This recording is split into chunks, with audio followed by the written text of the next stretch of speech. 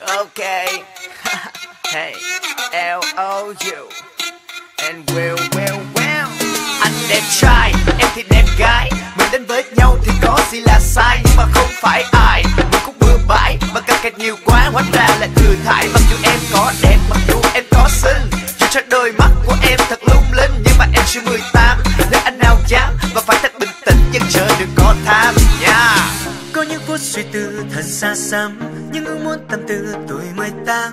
Thế giới mới bao la ở ngoài kia, nắng hay mưa rông chờ ta. Sẽ đến lúc ta vô tình gặp ai, thấy hết những tâm tư mình chôn giấu.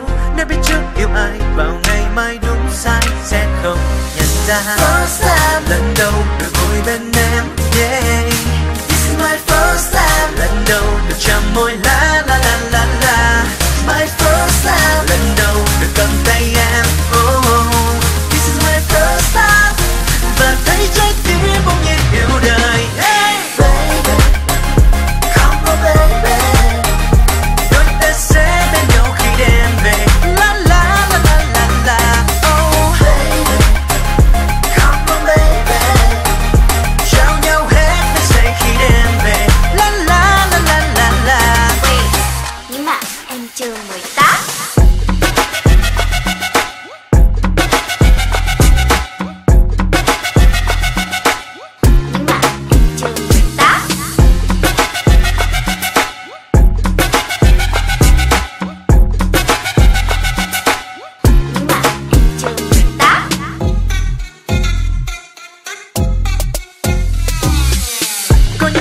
Tư thật xa xăm, nhưng ước muốn tâm tư tuổi 18.